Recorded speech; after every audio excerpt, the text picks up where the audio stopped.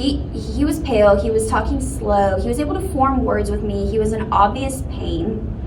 He just kept asking, like, please cut me out, get me out, don't let me die, please, I have babies, don't let me die. And then as the time just kept going on, which felt like forever, he would stop talking more and more, and he got to the point where he wasn't really talking very much, and he would go unresponsive, and then he would kind of come back to a little bit, and then kind of go unresponsive again.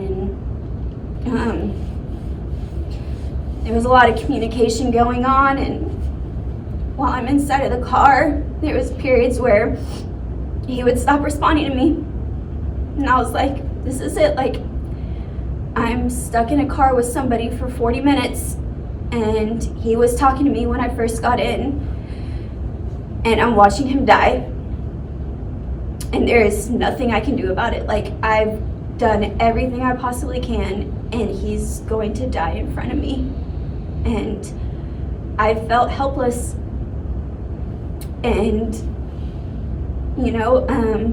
there would be periods where I'm like, Jake, you have to talk to me, you have to let me know you're still alive, please just like talk to me. And the only form of communication at points that he would give me is he had his hand and it was wrapped around the back of my arm, and to let me know that he could hear me calling his name, he would just squeeze the back of my arm. And I just had to rely on that, because he would stop talking to me at points, and I was like, this is it, he's dead. We're gonna pull a dead body out of a vehicle. Somebody that was talking to me that just told me, please call my wife and my children and tell them what happened, and please do not let me die, is going to die in front of me. The strange thing is so when we got him out of the vehicle finally, and we went to put him on the stretcher, I was like, this is it. Like, this, if he hasn't died at this point, he's dying when we move him, because we're just gonna jostle him around to the point where his blood isn't going where it needs to go. So we're gonna get him on the stretcher, and this is it, he's gonna die. So we move him over, and he went unresponsive. And there was another medic unit there, which, given there was only one patient, it's important that we have another medic unit, right? We have a lot of very big tools around. We have a lot of people that could potentially get hurt. So we have another medic unit in case that one of the paramedics or the firefighters or somebody else gets hurt. We can use that to transport them. We move them over the stretcher, and those medics thankfully were helping me, right? Like, we have 4 paramedics on scene. 5 actually, because our supervisor at that point, he was there too. We have 5 paramedics on scene, all trying to help. We have all these firefighters trying to help. And one of them, after he went unresponsive and we got him on the stretcher, held up this NPA, and she was like, Ashley, do you want this in? And I was like, yes.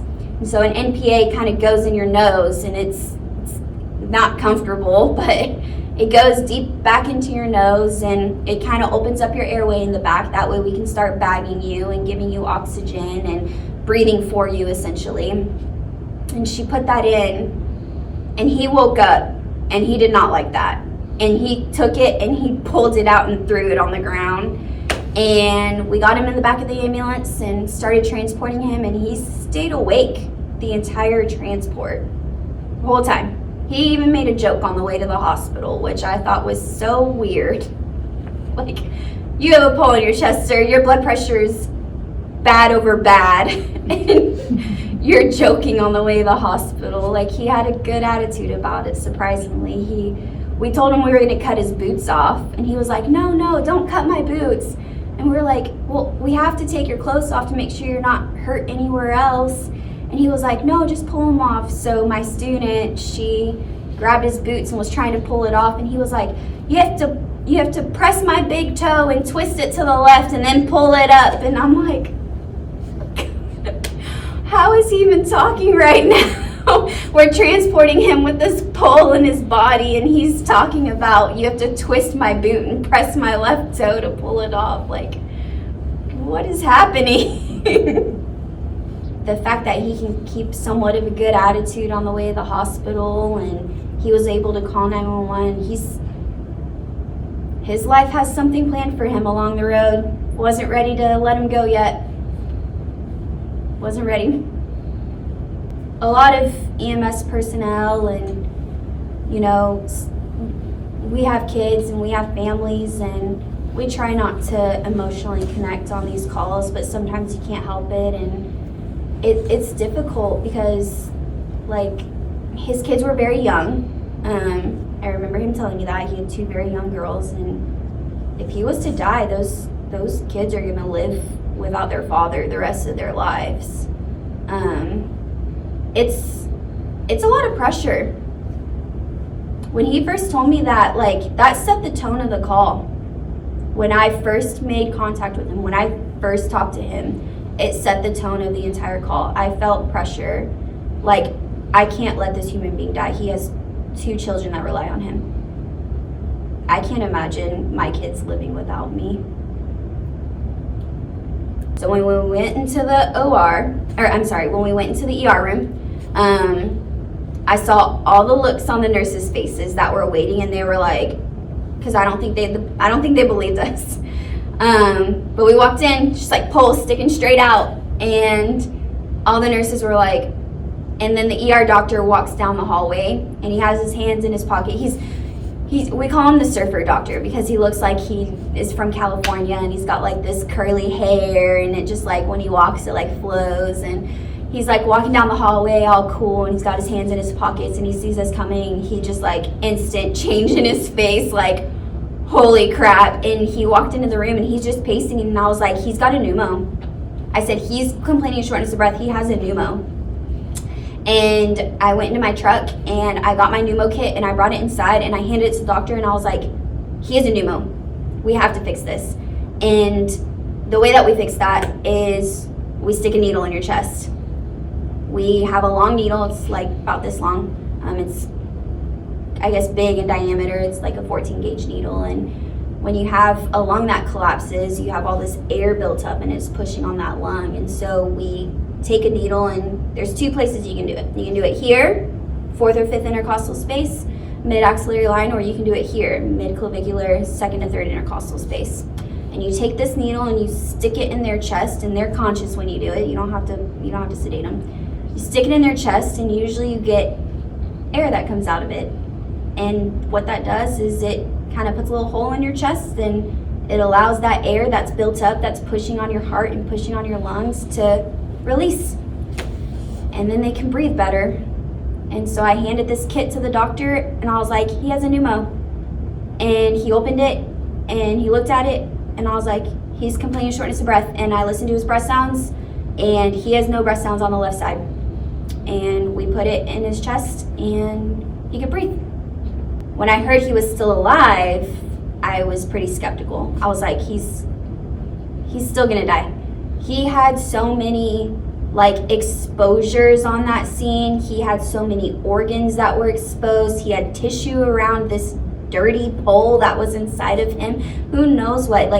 The risk of infection is significantly high. Even if they got that pole out of him and they sewed him up, he has a lot of potential to get an infection. And once you get an infection to the point where antibiotics don't work, it can kill you. It causes sepsis, and it can kill you. So I was skeptical. And he probably doesn't know this. I haven't seen him since that day. He probably doesn't know this, but a week or 2 later, when I found out that he was still in ICU and he was still intubated, myself and my district chief that was on scene with me, and my partner and my intern, we went up and saw him.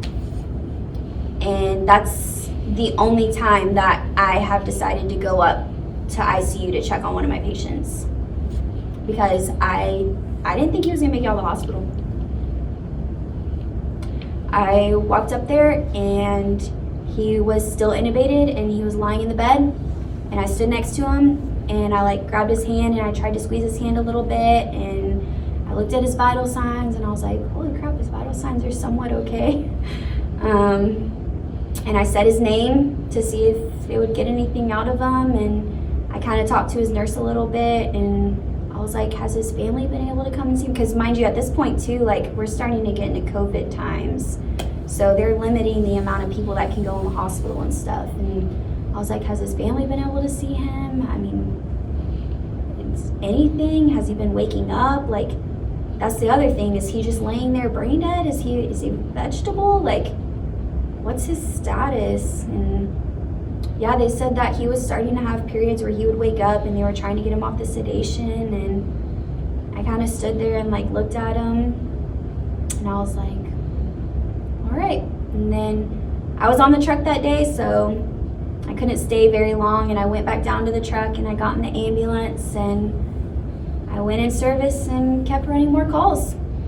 And so I when I found out he left the hospital though, right? Like, cause like I said, those are two different things, right? Like, you're alive in ICU, but I think when I think somebody survives is when they leave the hospital and they don't rely on all the equipment at the hospital and stuff to take care of him.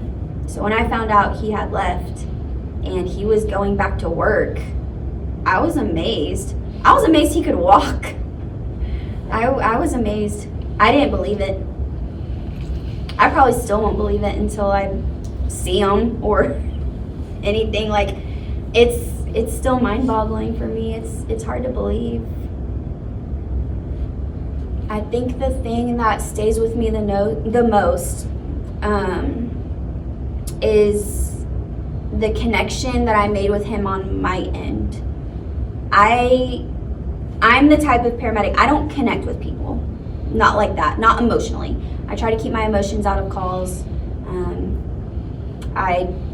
When I respond to calls, that, I'll be more than happy to initiate a little bit of conversation about how are things going, stuff like that. But when I'm there to do a job. And I think the thing that stuck with me the most is that I had such a long period of time with him that I had no idea what was going to happen. That's what stuck with me. I think the thing that really just like sticks with me is that he found some form of communicating with me, that even though he wasn't verbally responding to me, he was taking his hand and squeezing my arm to let me know he could hear me. And that's what I think sticks with me the most, is that we had made a connection to the point where we had found ways to communicate with each other, and that he trusted me. And from the second that I talked to him or even stepped foot inside that truck, he was like, please save me.